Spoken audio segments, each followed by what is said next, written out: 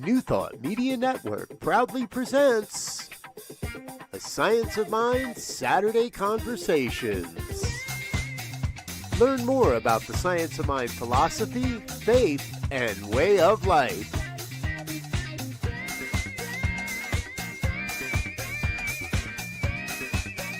Join our team of experts for a weekly deep dive discussion.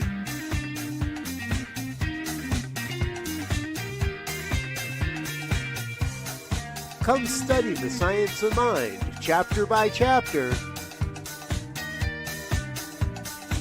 and resources from the Science of Mind archives. Plan to join us every Saturday, 9 a.m. Mountain Time, only on the New Thought Media Network. Good morning, everybody. Mark Gilbert here, and it's great to be back with you. First presentation I've been doing in the year 2026. It's great to be with you, and welcome to everybody who is joining in. I appreciate you taking the time out of your Saturday morning to spend a few minutes with me as we move through a discussion regarding the science of mind. And today we are going to be looking at the second part of the introduction in the Science of Mind textbook, which is the topic of the way it works. And, as you know, if you're familiar with the Science of Mind and the Science of Mind textbook, you know that there's an introduction to the textbook at the very beginning that has 4 short little introductory chapters. They're not really chapter 1, 2, 3, 4. They're like parts 1 through 4 of an introduction. And the whole idea was at the beginning of the book was to give you a brief overview of the entire philosophy. Last week, the discussion was regarding the thing itself. This week, the way it works. Coming up is what it does and how to use it. Now, putting those in somewhat modern English phrases for you, when we talk about, like last week, the thing itself, you could say God, spirit, the power or force or intelligence that is behind this universe.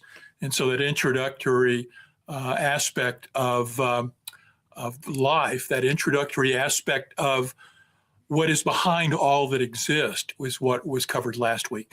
This week, we're looking at the way it works. That is, how does it work in terms of this manifest universe in which we find ourselves living and moving through?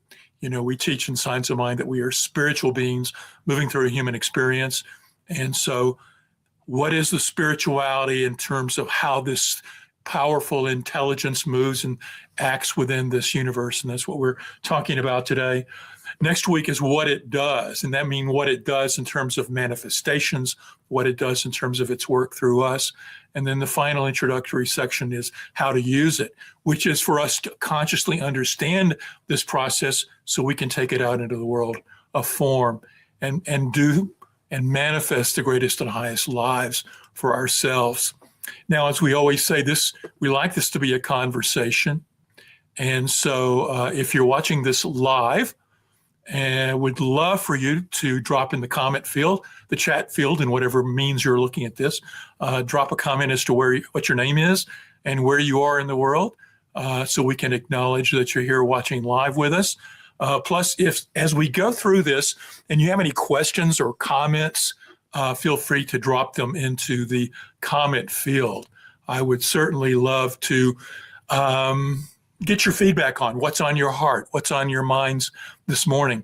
You know, we use the Science of Mind textbook chapter by chapter the first half of the year, and then in the second half of the year, we use other resources from the Science of Mind archives, like it said on the intro. And but all of this is to foster a dialogue between those of you watching and myself. And so we can take this wherever you want, because in a philosophy that teaches that everything is one, although the philosophy is sort of like is wrapped up in a big ball of oneness. And sometimes when you go to address that, you can pop into it in any direction because it's all connected in how we are. So in any case, love to hear who is on the line. Shay, thanks for being with us again this morning. Shay, I just love that you're consistently here and enjoy your conversation. So thank you very much. And we also have Mark from Virginia. So Mark is talking with Mark. So we have Remark and Mark. which was an old joke when I was a kid. So thanks for being here from Virginia. Anybody else that's joining live, be sure to drop your name and location in the comment field. And I'm going to go through this morning a series of quotes from the textbook. And what we're going to be doing is actually, if you want to follow along, this is the pages out of the textbook, pages 35 through 39. But the pertinent quotes I'm going to be bringing up on the screen, so you can see what I'm going to be referencing.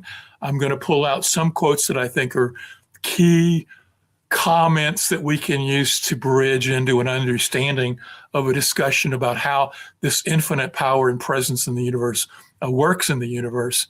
And so as you hear that comment and it brings up anything in your awareness that you'd like to share, feel free to drop that into the comment field.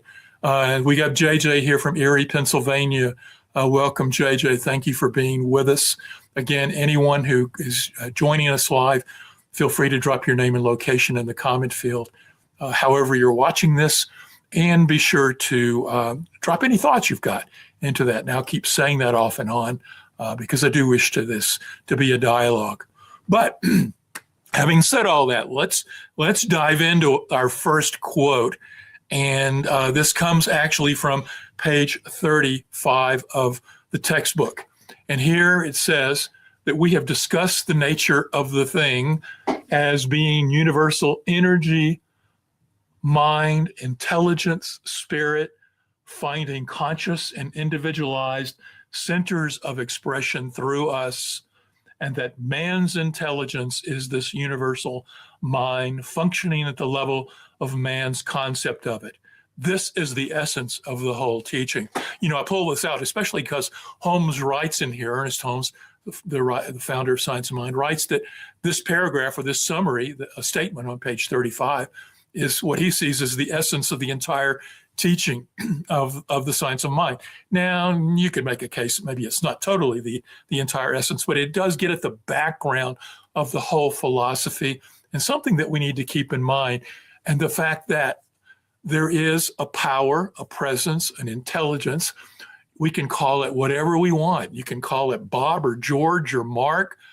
You can call it any word. A word is just something that is standing in our descriptiveness towards the power and essence that's behind everything.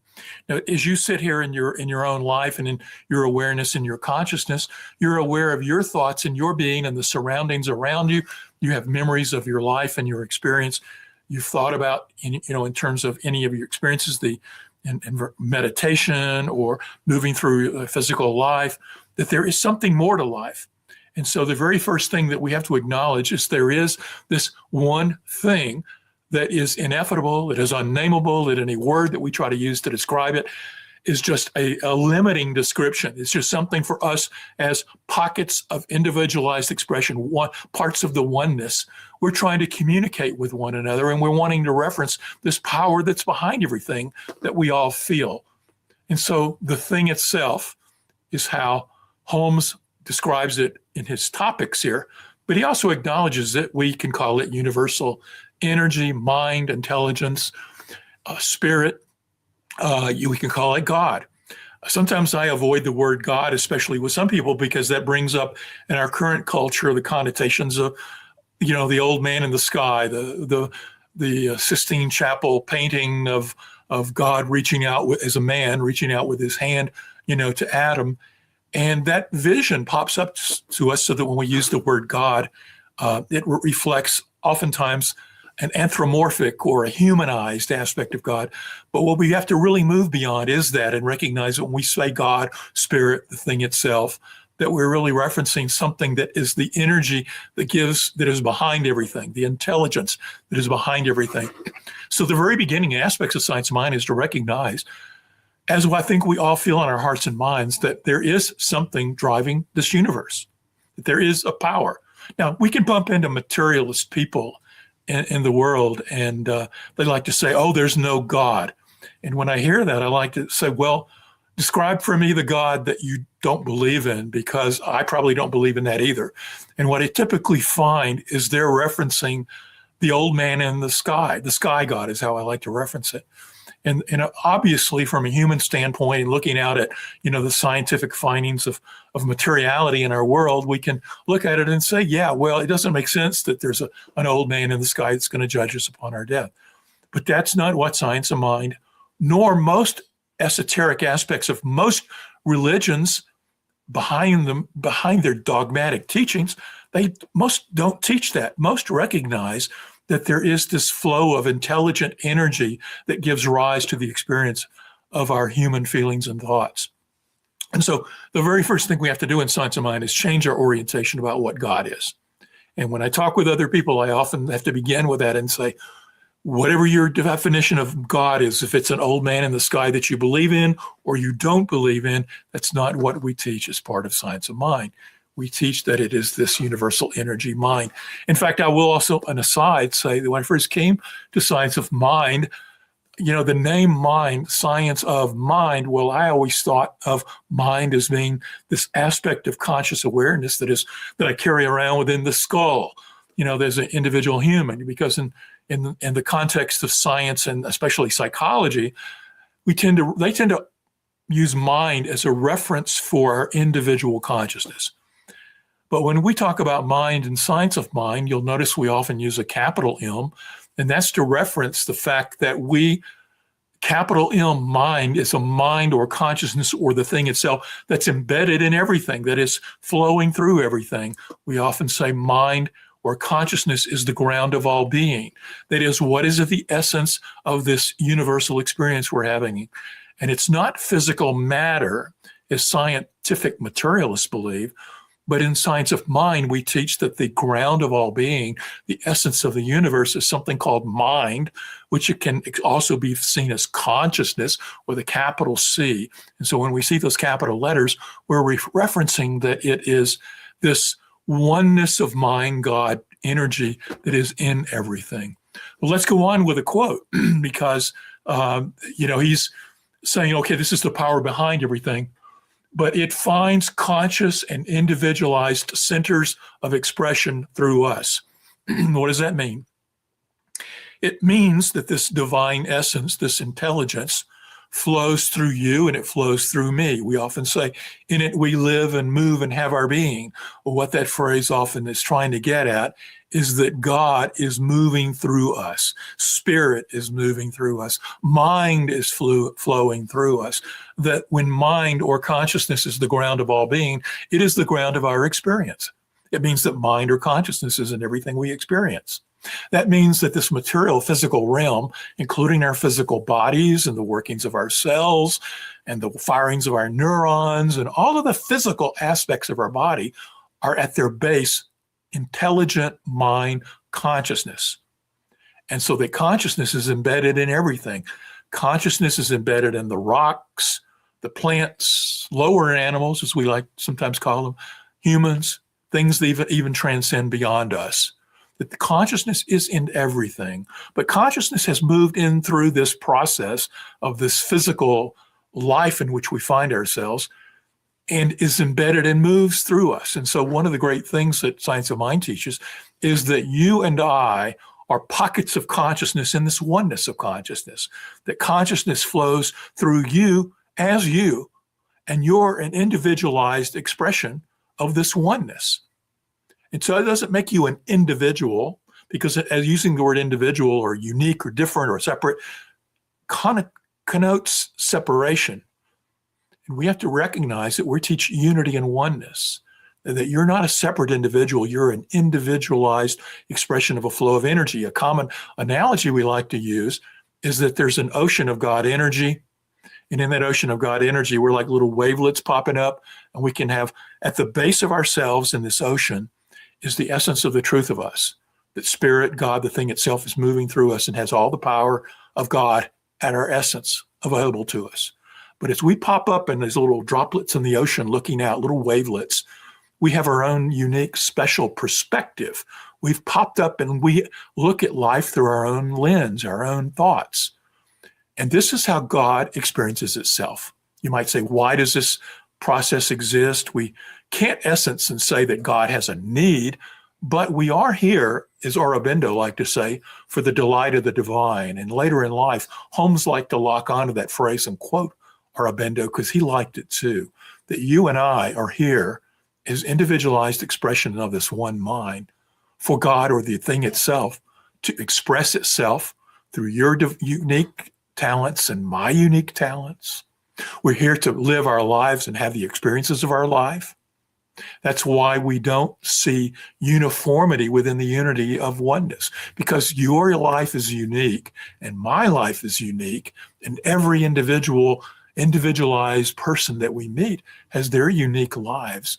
Spirit is moving through them and experiencing their life as them. You might look at it that every person you interact with is God, and that they are God expressing as that person, and that God or Spirit is having the experience of that person. But they've also given them free will so they can make their choices and thoughts and live their life in a unique way. So although we are united in a unity of oneness, we're not uniform. We don't act alike because we're those little pockets of individualized expression through which universal mind or spirit is moving through us. And so when we can get that mindset into us, then we're really getting at the essence behind science of mind. And then it says, okay, if we're individualized expressions of the one, and we're here for the delight of the divine, and God is moving through us with giving us our unique talents and gifts and calling us to express them, then how are we going to use that knowledge and move forward in our individual lives? And that gets to really the essence of science of mind teaching. So I hope this is making sense. But again, if you've got a comment, drop it in the comment field. If you're watching as the banner says across the screen, I'd love to know who you are and what your location is in the world, and any questions or comments about anything on science of mind or anything that you hear me say. Feel free to drop in and leave a question or a comment or reaction to it. I'll move on to the next quote. This one's kind of a long one, and let's move through it in let's bring it forward here. There's a universal mind, spirit, intelligence that is the origin of everything. That's just what I've been saying. Okay, so this is a little repetitive. It is first cause. What does he mean by first cause? It means it's the universal cause of everything that exists. We like to think that the causes of the universe are us making physical acts. You know, that I move my hand and pick up a glass of water, or I drive my car, that I am the cause of those actions. It was my most physical body driving the car. It was my physical hand making the movement of the glass of water, et cetera. You think of all of our actions as being a cause. They're causal in what Holmes referred to as secondary causes.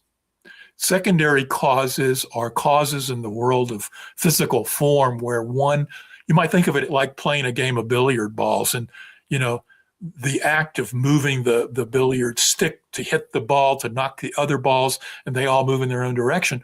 All of those balls bumping around are like secondary causes in this world of form. But what was the primary cause?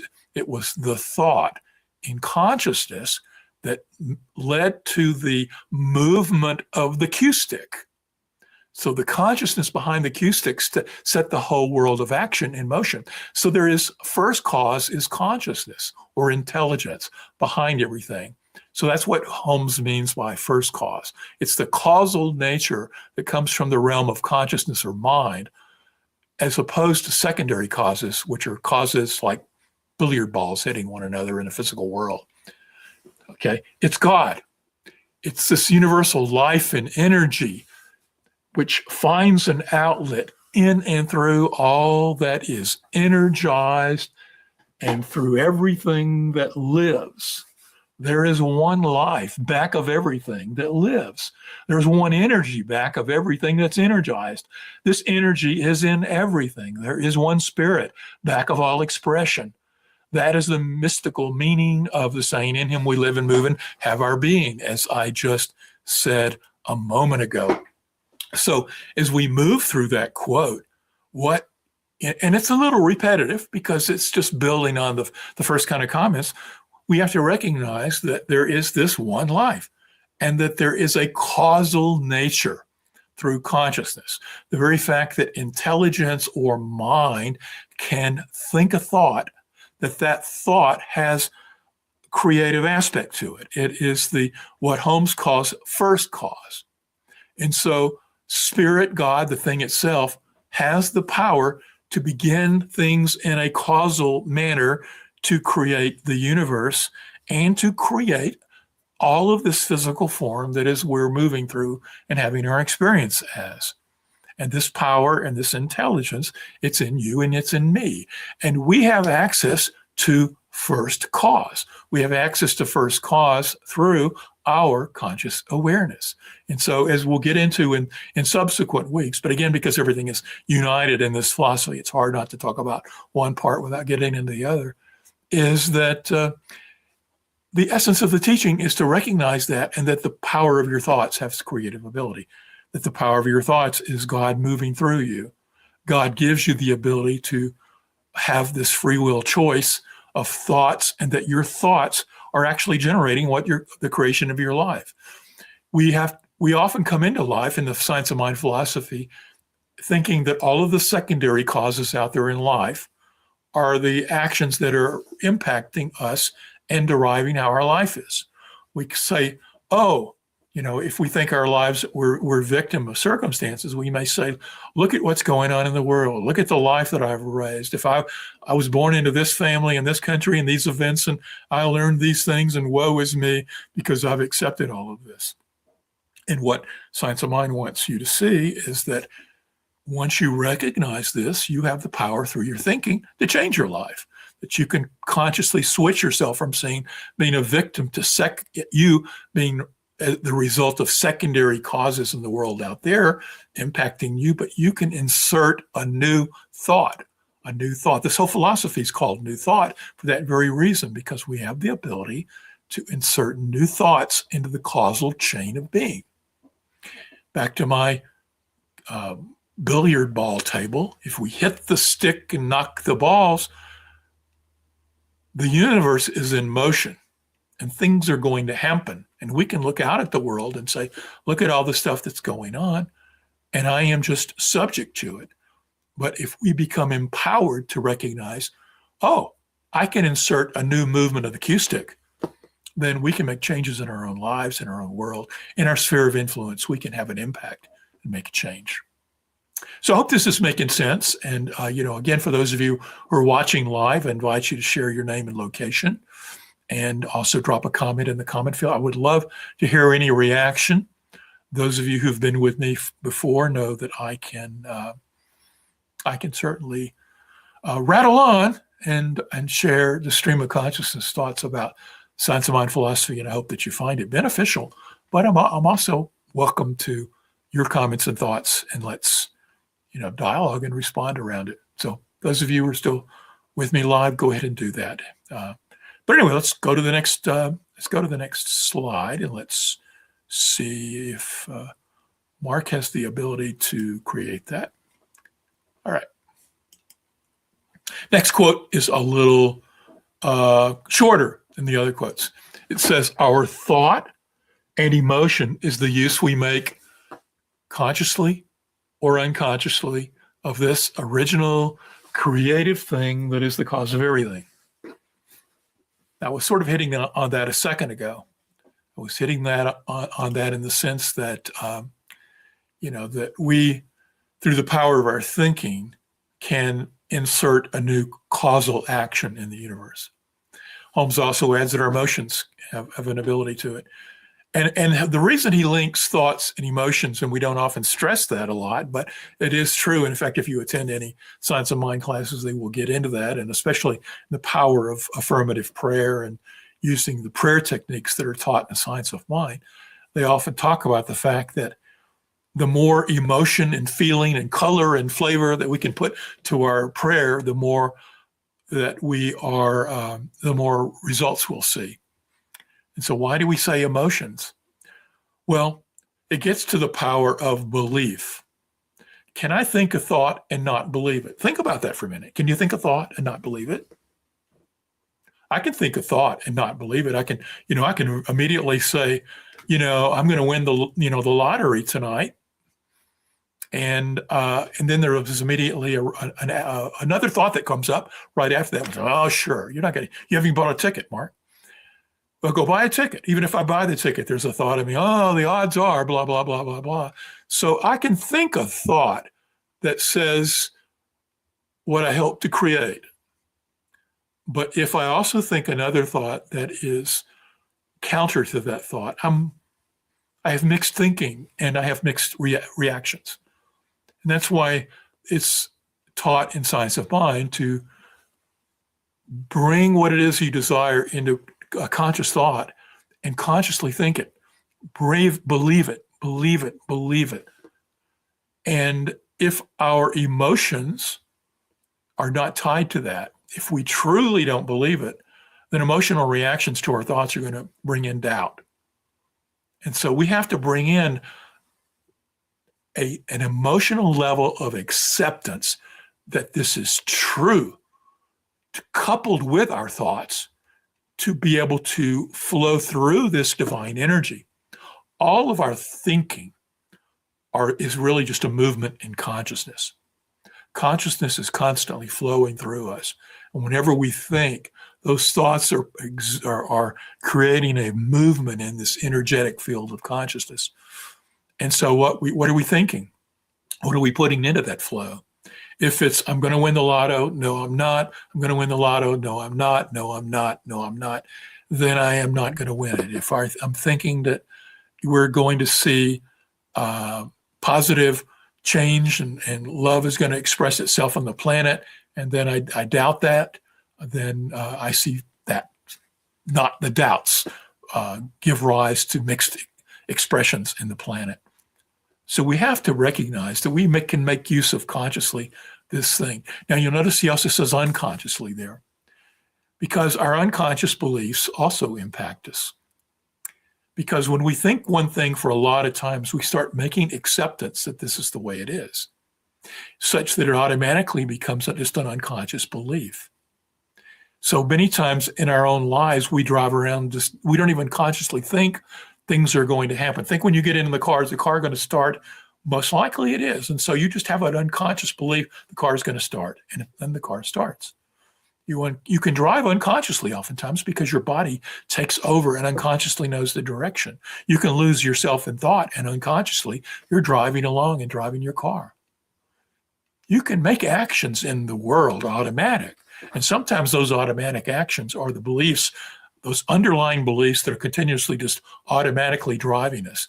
And so I can consciously try to change gears or directions, but if my unconscious beliefs are at play and moving me in my old direction, then they are going to be the ones that automatically direct my life. That's why a lot of the times in Science of Mind, we like to get at our unconscious beliefs. A lot of our classes are really about what is it you really believe about love and relationships and jobs and careers and abundance, and what are all these accepted things that you've taken on since you were young that are driving your belief thoughts. Sometimes we know our thoughts, we know what we believe, and sometimes they're unconscious, they're hidden. So there's techniques and things that you can do to bring those to the surface, and then you can hold them up and say, is this valid for me? Do I really truly believe this? So in our movement of understanding our ability to insert a new first cause into the lifeful process, we have to recognize our own power in this, and so we can tap this. This will be stressed more and more in the next couple of weeks, especially when we get into the how to use it aspect. But obviously, we're already touching on that. It's the ability to know the flow of energy and consciousness within you and to make a different choice. And let's look at another quote here. The thing, that is God, Spirit, works for us by working through us and is us always. Now, this sounds fairly repetitive if you've been following along. It works through us. Spirit, God, this infinite intelligence, this power that is in the universe, it's working through us, always, whether we're conscious of it or not, whether we are consciously thinking something or just unconsciously going along, in our lives. It's always working, always working, always working. It cannot work for us in any other way because it's always there. We are always immersed in living and moving and having our being as spiritual beings in this manifest physical universe of the divine. The power and presence of God is always in us. It spreads itself over the whole universe and shouts at us from every angle. But it can become power to us, and he puts this in caps, only when we recognize it as power. Do we recognize God as a power? That's the question. Do you see in your life, as you knock around in your life, living your life every day, do you see that you have access to a power and a flow through you? That you have this ability through conscious thinking and your emotions that truly, truly believe and accept what you're thinking, that you can redirect your life in your sphere of life. There's a saying that, we will believe it when we see it. We flip it and say, you'll see it when you believe it. That the manifestations of the life out there and the life around us in the experiences that you're having as the spiritual being moving through this human experience is all under your ability to shift and to manifest the greatest and highest life for good. But only when, as Holmes emphasizes here, only when you recognize it as power. What we often do is say, yeah, God's intelligence and power and mind, and it's there and it's available for me. And we think about it, and then we forget about it and go about living our life. We get immersed in the life of form, and then we give the power away to secondary causes out there. We have to live our life anchored, knowing there's a power moving through us. This is like building a muscle, folks, because you can understand it intellectually, and then you get out in life and somebody says, woe is me, and you say, woe is me back to them. They can complain about what's going on in our political arena, and you can complain back around them as well. And we can immediately forget that we have this power. We immediately give our power over. Sometimes we want to commiserate with other people. We like that connection we feel with other people. But we forget that in the doing so, sometimes we are submitting ourselves to the flow of this power for negative ability. Let's see, we have the question. We've been born into a lot of universal beliefs that take practice to get dissolved. Oh, wow, that is the truth, Mark. So many and it gets back to that point a moment ago about conscious or unconscious. Now we're born onto the planet, and we are immediately acclimated as young babies and children into things about here's how things work. We pick up on things from our parents and the people around us, and we as intelligent little children try to figure out, how am I going to work through this life? And so we pick up beliefs learned from other people, but we also have aspect to a collective subjective consciousness. There is an unconscious aspect of the collective consciousness that is also there as well. And we can tap into that through our one mind as well. And so what does that mean for us? We can consciously think one thing, but driving us is unconscious beliefs. It could be built on the patterns of our life experiences and things we've accepted and habits that we formed that we need to hold up to. But we also need to hold up to ourselves these universal beliefs that have, been around since, man evolved in this physical incarnation. And we need to recognize, that some of those are playing out right now. There tends to be this universal belief that human beings are inherently bad.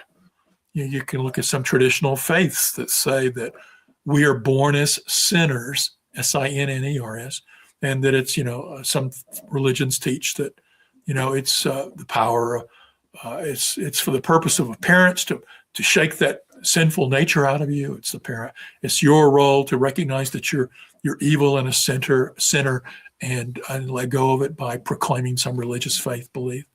And the aspect of that is just, it's a collective belief that people believe oftentimes that we are inherently bad. And what Science of Mind teaches is that we're inherently good, that when we can shift away from these universal beliefs that teach us that we're bad and evil people, and that, and that's baked into the cake of all our stuff. You can look at economic theory, and economic sciences are built around the fact that people will act in their own selfish interest.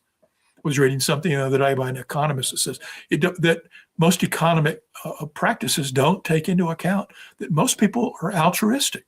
Most people are good. The fact that they always think we're going to act in selfish interest. Many of the actions and decisions that are made by certain political philosophies are built around the sense that we are selfish entities. And we can see a lot of selfishness going on the planet. There's no doubt about it. But that is just a universal belief that people have accepted.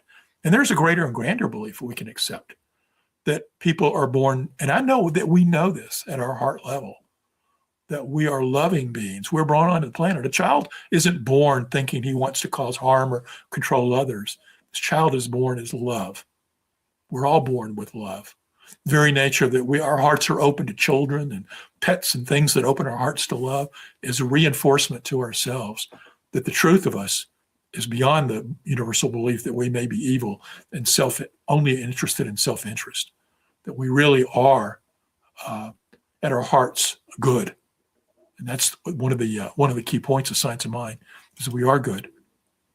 Shay writes, can you touch on the science and quantum physics behind why using the mind to create works? Thank you. I could speak a little bit about that, but this brings to an interesting thing. There is, I think what some people like to say in terms of quantum physics and why it supports Science of Mind is that when you get at, first off, there's two kinds of physics. There's classic physics from long ago, which works in the macro level of the big stuff. But a little over 100 years ago, the actual facts of quantum physics, things that working at the very small, was discovered. And one of the things they found in that was that things work in a sort of uncertainty, that they work in patterns, and that there is an action. And they've done this through something called the double split experiment, which you can go and Google that and read more detail on it. But at the essence of it, what it shows is that an action occurs and is in a state of variable array about how it might exhibit itself. That there is an uncertainty into how things are going to knock around at the quantum level. But then when someone goes to measure it, by looking at it and taking a measurement of it, that uncertainty and that random ability collapses into something. In the double slit experiment, what they showed was that by firing photons through a photon gun, that it would display a random pattern but if you went to measure it as a photon, it narrowed itself down and went through the slits individually as a way, so that it shows up as two different ways depending on whether you measure it or you're measuring it or not. I'm not explaining that quite well, but hopefully what the key point is in quantum physics is that everything at the very, very small level is working in a degree of randomness, and that there is an availability for things to show up in any manner or form. And that what they've shown is that when we introduce the conscious act of measuring something, this wide array of infinite potential collapses itself down into the experience that we're measuring. So many people like to point at that and say, we have scientific evidence for the power of thinking, because by introducing conscious thought into the experiment, the act of measuring is seen as the conscious thought, we can collapse it into what it's going to exist as. So many see this and argue that as, at the quantum level, the ability for things to collapse and infinite possibilities to collapse into something through the power of introducing conscious thought. That is, that's interesting, and maybe it does, and maybe it doesn't. There is a counter argument I'll put out there that I've heard other people say, and that why do we need that? Why do we need to have quantum physics support this belief?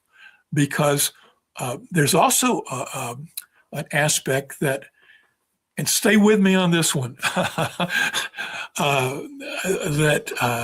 let's just go back. We live in a physical universe, but we also live in a spiritual universe. And we also live in a stratified universe. Holmes wrote about this. Most people who have had mystical experiences speak of this. If you look at the teachings of the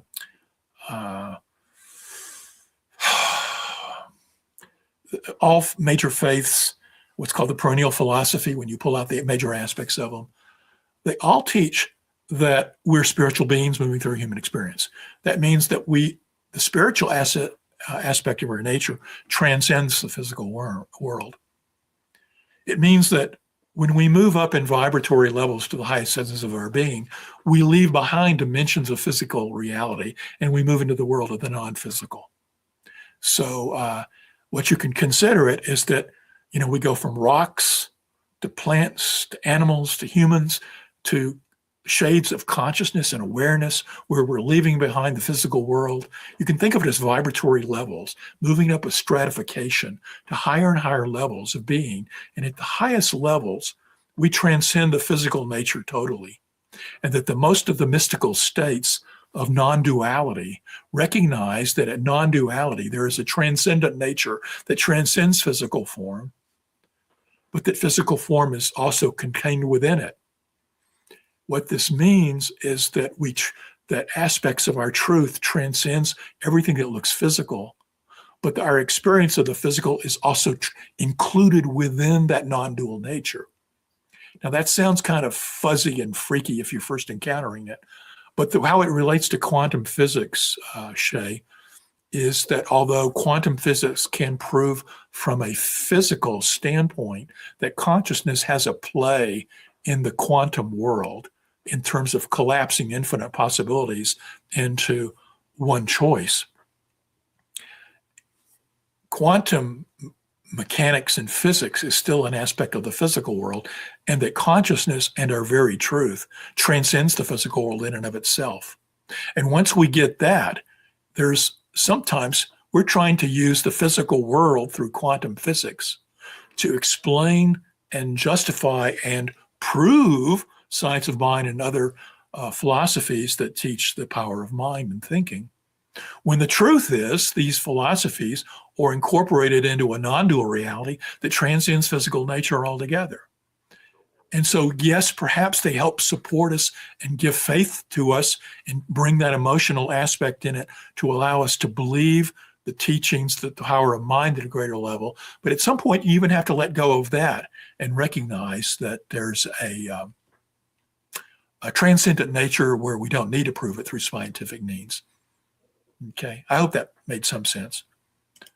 You also write, looking out there's a valid argument that we appear to be not for the delight of God.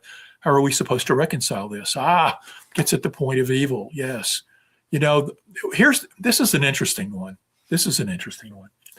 And we'll probably have to end on this because I see we're running out of time here. But this gets at something that I would argue is our perspective. What do I mean by that? I mean, get back to that ocean thing I mentioned a moment ago, and where the little wavelets coming up. We all have our own individual perspective of how things work. If we can tap into the oneness and get into that non-dual nature through meditation and other spiritual techniques, we recognize that what we call good and bad in the world of human activities is just an experience that we're moving through. And so when we say, how can Hitler, Mussolini, pick your bad guy that you would call as evil? Many people would look at many of the events going on in the current world.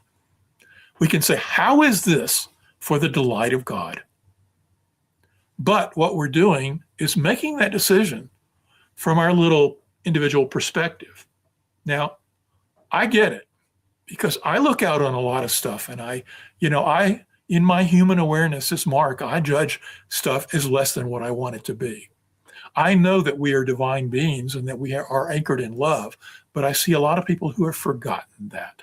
I see a lot of people who are in separation, fear, and divisiveness, and they are making choices and actions that are for less than the greatest good. And I can see it, and from my perspective, I can judge it as negative. I have to also acknowledge that they've moved through their own human experiences and their own lives, and that they're making their free will choices based on how they've lived their life and how they're viewing it.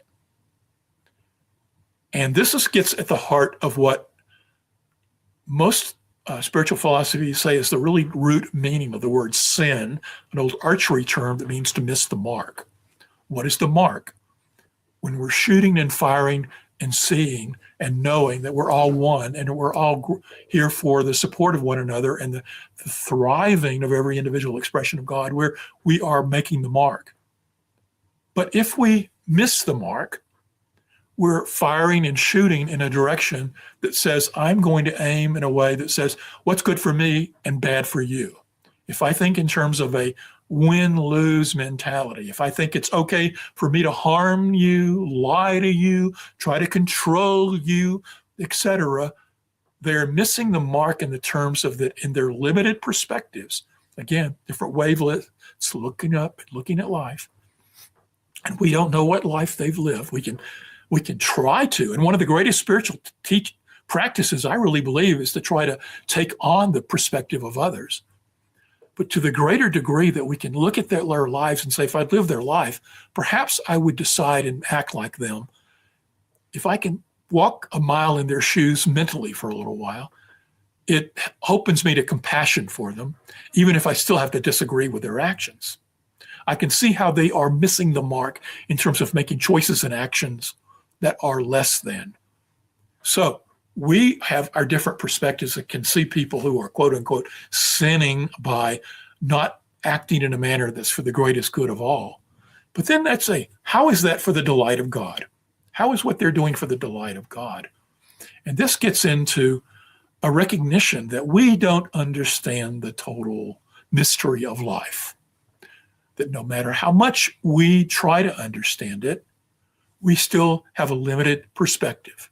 We can grow in our spiritual awareness and oneness. We can have taste of non-duality in our meditations. We can recognize the fact that this reality around us is just a temporary expression of form that we are moving through. We can understand that intellectually and maybe to a degree emotionally. But it's only when we can let go of it in an emotional level and truly see things from a non-dual nature. And I don't know those things that you and I would probably agree on that are hard to see as being for the delight of God. How are they truly for the delight of God? Well, it gets to the fact that we have to step out of form. We have to step out of time. And this is hard for us to do, but we have to step out of this world in which we're living and moving and having our being and seeing things from a different perspective, where we recognize there is this play. In certain Eastern traditions, they call this Lila. Lila is the play of life that is occurring.